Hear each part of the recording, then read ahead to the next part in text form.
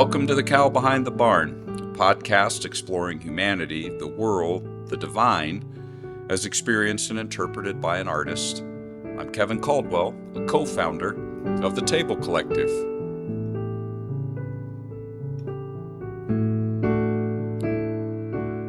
Well, I've been exploring the nature of place in these episodes, and it all began with a simple question about myself. Where and when did I begin? And that took me to the quantum entanglement of everything and everyone, and to the reality that there are layers in all of it. Thinking still just about places, where we're conceived, where we're born, where did our earliest memories take place. Now, can I just say that language is a fascinating and revealing thing? I've just used two common ways of speaking, and for some reason, until this moment, I never thought of them the way I am now. Let me start from this one. Where we are conceived. Normally, when we refer to conceiving something, we mean a sort of mixture of I thought of this and I imagined this, an imaginative thinking process. I began to conceive of an album that would tell the story of how a locket and chain connected otherwise disconnected people to each other, for example. So, where was I conceived, imagined, thought of? Are we conceived in that way? If so, by whom or what and when and how? So the way the language is used allows a question, in a way, about the divine to sort of leak into the conversation, even if it's subconsciously. I'm going to resist that detour for now, but I'll come back to it. And then there's another turn of phrase. Where did our earliest memories take place? I know we use the phrase to mean where did they happen? But interesting, isn't it, in the light of quantum entanglement, to think about where our earliest memories took place, as in literally taking places into themselves, changing them.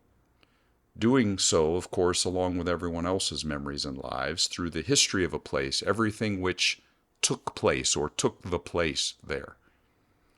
Maybe to take place is to make place. And if we're entangled, of course, that place takes and makes us as well. The place my earliest memories took was not Phoenix, the place of my conception, because I don't remember that, nor Arcadia, where the hospital I was born in was located, nor any of the other cities in the greater Los Angeles area where I've been told my parents rented places in the early years. I don't remember those places. For me, it's Granada Hills. I'm told we arrived sometime in 1961. I would have been 3 years old, or nearly that, depending on what month we actually moved. My parents purchased a long rectangular house with a garage attached, forming an L shape. It was new construction, with no grass or bushes or trees at first. The outside walls were stucco, with sections created by thin wooden dividers running up and down, and the sections painted in alternating gray and dull pale green. I've seen pictures. It was very much like all of the new houses in the neighborhood. It was in that house, on that plot, in that city, that several lines of my psychic entanglement came together. The line beginning back in Phoenix, deeply entangled now with my parents, and a divorce which was already brewing, lines stretching back to Granada, Spain, after which Granada Hills was named. I want to start with the family that brought me there, and the house they brought me to.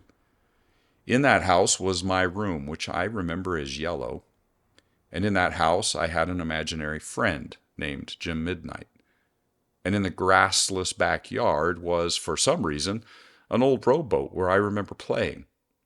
I'm told, though I don't remember it myself, that on one occasion I jumped from the rowboat and turned back to my mother saying, "Don't worry, Mom, I won't get wet. I've got towels in my pockets."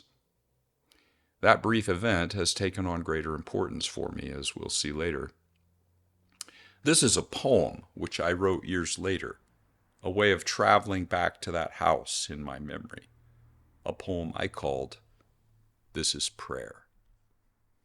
This is prayer. There's a boy in a house lying silent, painted in sunlight from windows in a yellow room. It is nap time. a time for sleeping, a time arranged in keeping with an eye to his good and also to his mother's need. He is not sleeping. Lying on his side in the yellow room, face away from the door, his head full of stories. The man in black is Jim Midnight. That freckle is a gunshot wound. Towels in his pockets will keep him dry out in the raging sea. A world is alive inside the heart, inside the boy, inside the yellow room, whose back is to the door that opens to the gray house, the gray hallway leading to the gray rooms, the gray window where his father is a gray shadow against a pale light, the gray kitchen where a gray shape, his mother, is leaning against a gray stove, the gray and empty room where they watch TV in black and white in the deepening gray of the ending of the day. There are stories inside the boy, inside the yellow room, inside the gray house, inside the memories, inside the chambers, inside the heart, inside the body of a gray-headed man, whose graying hand is scratching out these words. It is 3 a.m. A time for sleeping. He is not sleeping.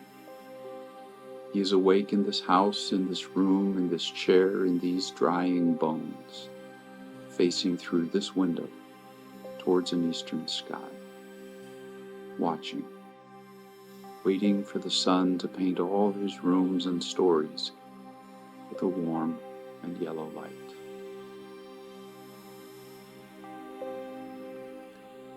A young boy processing the impending explosion of his parents' marriage and the implosion of his world, and my attempts to metabolize it all. Then, through my imaginative world and the man in black and the towels in my pockets, and now sitting and waiting for yellow light and a healing dawn. The poem says there are stories inside a boy. I'll come back to what we might think of as the more personal threads in the story, but I know now what I did not know when I wrote the poem, that the story tells more than what happened inside a yellow room, inside a gray house, inside the memories, inside the chambers, inside the heart, inside the body of a gray-headed man. And a lot of what I know now, I know because I began this podcast, because I didn't know it before I began. Though looking back at older poems and songs and journals, I think in a way I may have always known. That room in that house on that plot was in Granada Hills. And so the story of the boy in the yellow room is entangled with the story of that place. Originally, the area was inhabited by the indigenous Tongva people, who lived in villages scattered throughout Southern California and who had relied for sustenance and medicine upon the very plants and animals which had presumably been cleared and chased away to make room for the housing developments in which I lived. Of course, between the Tongva and our arrival there was a lot of history. Spanish colonization in California began in the late 18th century, and much of the land in and around what would become Granada Hills became large parts of Spanish land grants. All of that was done away with as well as California was taken over and taken into the United States.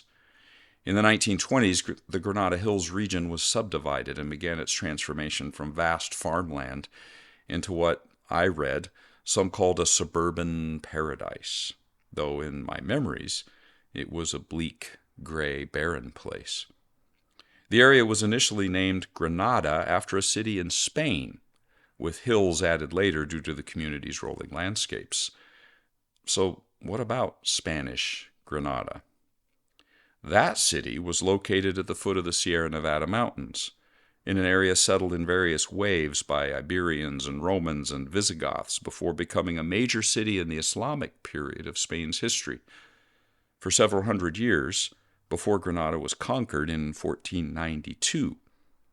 Interestingly, the year, quote-unquote, Columbus sailed the ocean blue, according to the rhyme many of us learned in school, progressively transformed into a so-called Christian city over the course of the 16th century. Now, why go into all that? What does that have to do with me? I never lived there, My memories didn't take place in, nor take the place called Granada in Spain, but the history of Granada, the namesake of my Granada Hills, and my later interests and experiences in life, and my growing realization that quantum entanglement is not limited to space and time, has caused me to include Spanish Granada before I go back to Granada Hills and California. Why? Two things. First, the Sierra Nevadas. I'm sure this will come back later in some future episode or two, but I've been entangled with the California Sierras ever since my very first backpacking trip at the age of probably 12. Hundreds of miles, maybe thousands, weeks and weeks of my life. Trails, mountains, meadows, streams, vacations, backpacking with friends, with my daughters, with other family members, and many solo trips. The Sierras have a unique place in my soul, and maybe my soul has a place in them. I have pages and pages of journals as witness, at least, to their impact upon me and my worldview and my experience of life. So when I read that Spanish Granada was at the foothills of the Spanish Sierra Nevadas, it rang with more reverberations than a mere coincidence. How does an entanglement really work? Did a mere naming have such an impact? Or were some of the Spanish who settled in California perhaps from Spanish Granada? Did they carry the spirit of the Sierras with them? Was it sown like a seed into the ground where a house would be built and a boy would play? Would that boy breathe the dust into his lungs, and would that turn into a longing for the Sierras? Did that longing echo the nostalgic ache of a Spaniard from centuries before who in the evening would remember the Sierras of his youth? These are questions, and I suppose they're hunches. Secondly, though, there is also the Islamic history of Spanish Granada.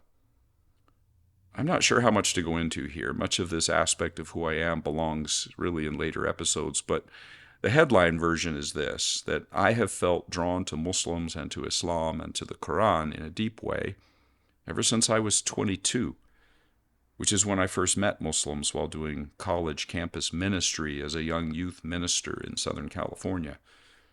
My understanding of Islam and Muhammad and the Quran, as well as my ways of seeing Christianity and Jesus in the Bible, have undergone radical changes since that first day.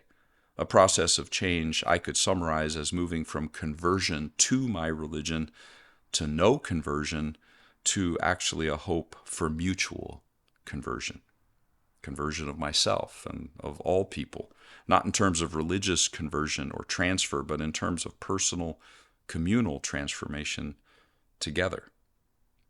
But for now, I'm interested in beginnings and in entanglements.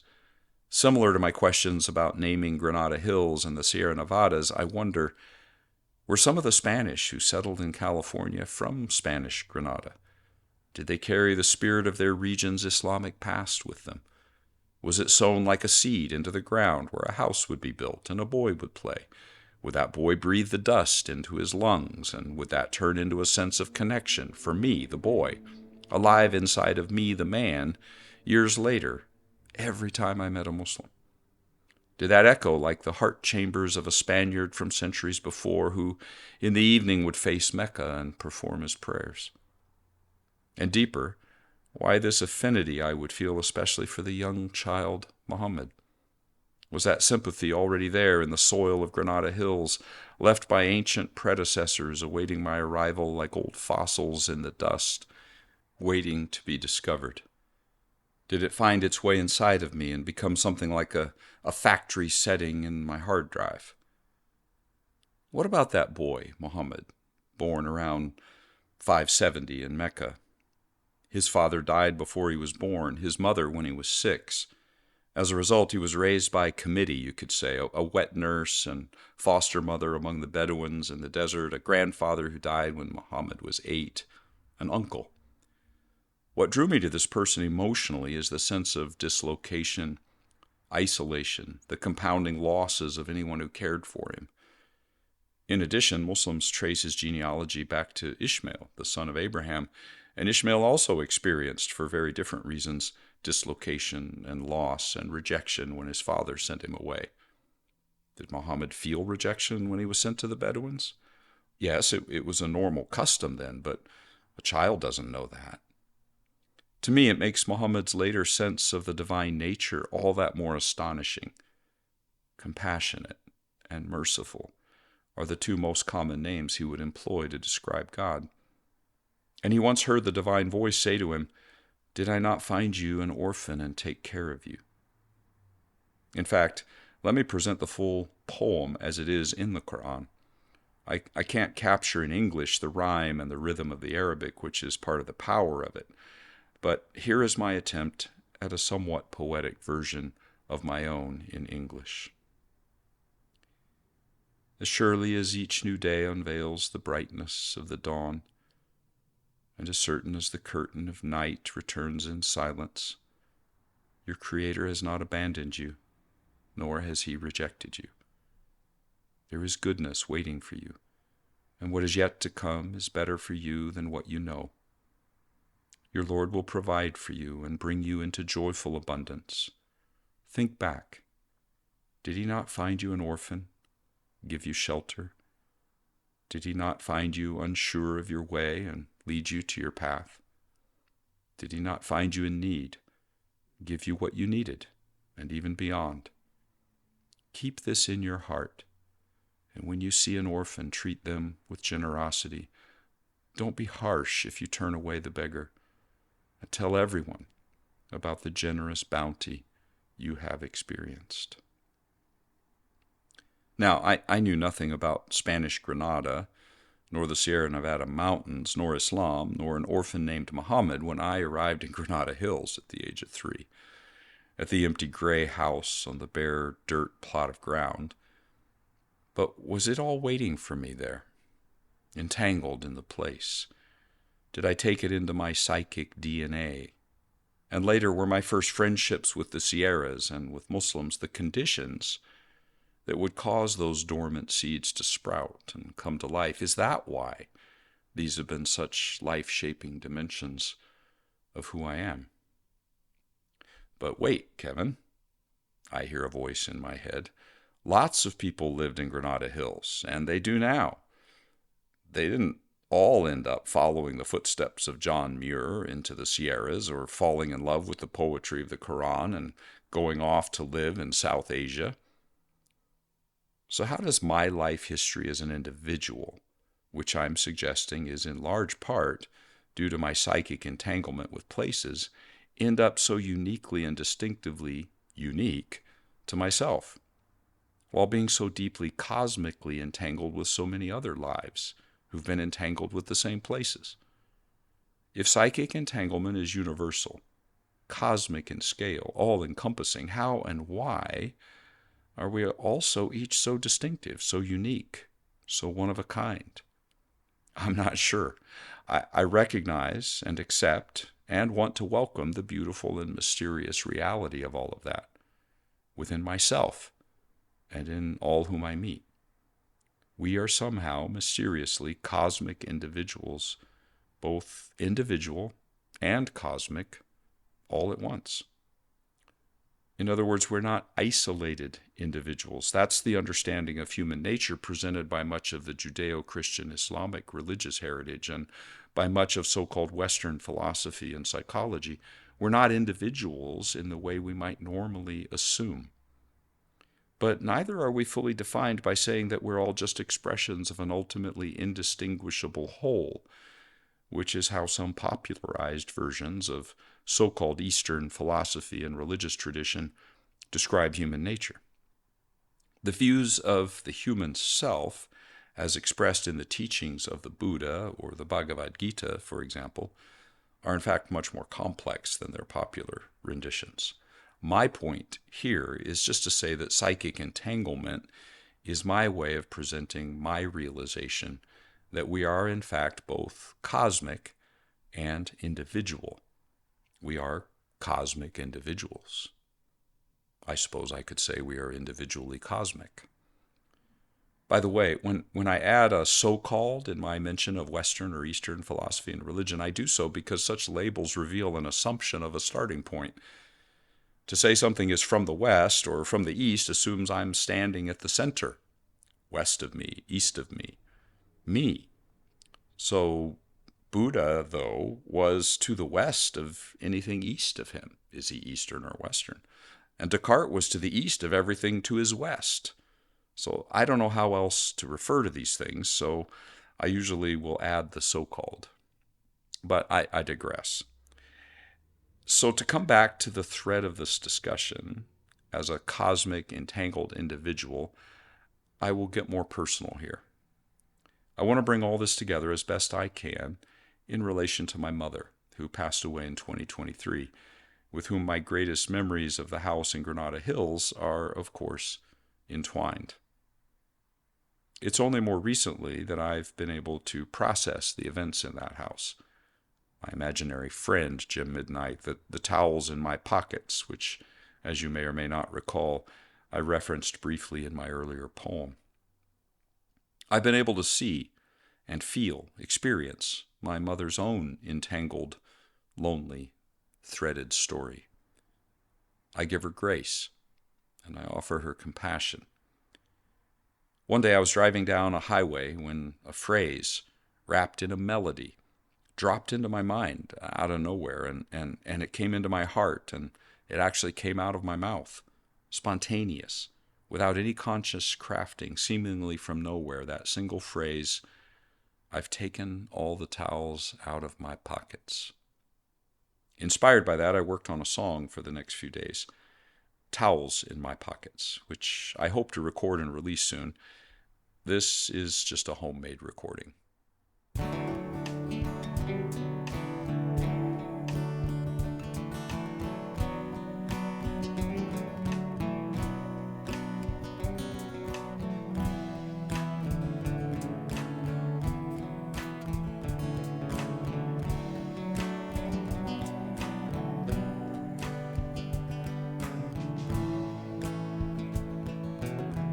Mother, in the gray light of the kitchen, the sleepy smell of morning in your clothes.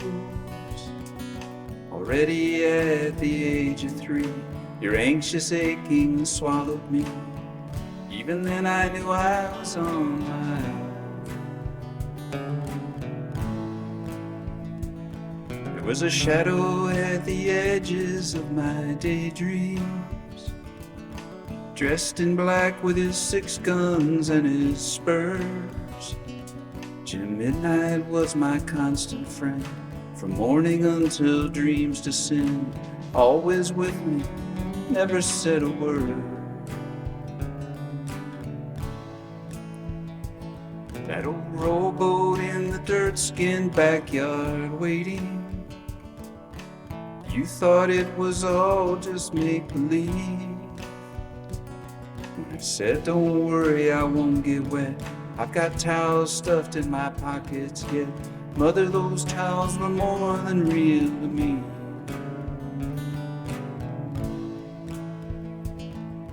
And now, after a lifetime of pretending that my own pockets could hold everything I need, I'm in that boat and I'm rowing back to the empty house and the man in black.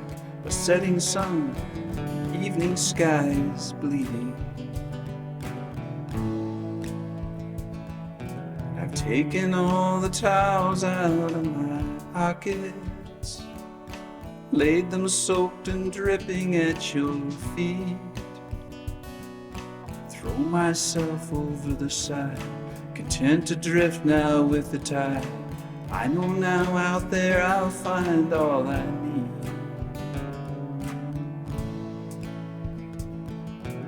Mother, in that rowboat, do you hear me singing? I know now how much you also felt alone. Did you have something in your pockets too, you thought could save and rescue you? Did it break your heart that life drenched you to the bone?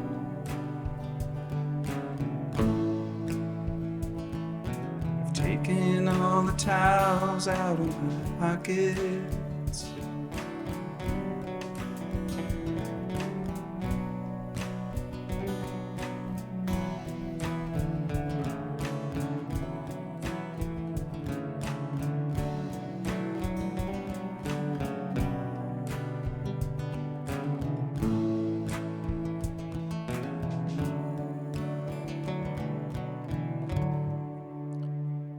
That song's a way of expressing the experience of entanglement that I believe in.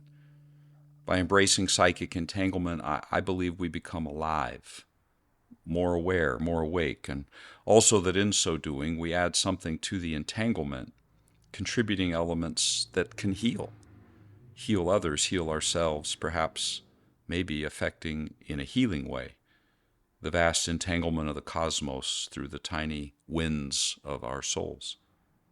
For me, to do so required going back to the house, the barren yard, the old rowboat, and it required I take the towels out of my pockets, all the ways that I've sought to protect myself, and to throw myself over the side out into the wide open ocean, which might be terrifying, but is where, adrift on the tides, I'll find all I need.